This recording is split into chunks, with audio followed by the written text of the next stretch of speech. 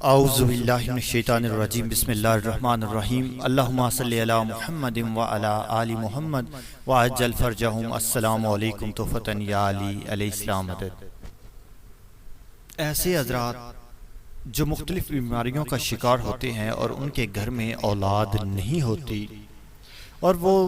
بہت بڑے سے بڑے علاج بھی کرواتے ہیں لیکن انہیں شفا نہیں ملتی، ان کے گھر اولاد جیسی نعمت جو ہے وہ جنم نہیں لیتی، ان حضرات کے لیے ایک بہت ہی خوبصورت بہت ہی پیارا جو ہے وظیفہ ہے، ایک نعمت ہے، خدا کی بہت بڑی نعمت۔ ایک شخص نے امام علی رضا علیہ السلام سے شکایت کی کہ وہ بیمار ہے اور اولاد نہیں ہو رہی۔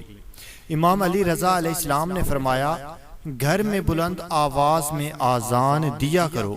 وہ شخص کہتا ہے میں نے یہ کام انجام دیا، خداوند نے مجھے اولاد جیسی نعمت سے نواز دیا۔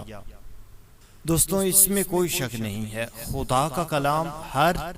چیز کے لیے شفا ہے اور اگر اس کی تصدیق معصوم کر دے تو آپ کی سوچ سے بھی باہر ہے۔ امام جعفر صادق علیہ السلام نے فرمایا، جس وقت عورت حاملہ ہوتی ہے وہ اپنے حمل کی تمام مدت میں اس شخص کا ثواب رکھتی ہے کہ جو دن کو روزہ رکھتا ہے اور راتوں کو عبادت کرتا ہے، اور اسی طرح اس شخص کی مانند ہے جو اپنے جان و مال سے راہ خدا میں جہاد کرتا ہے۔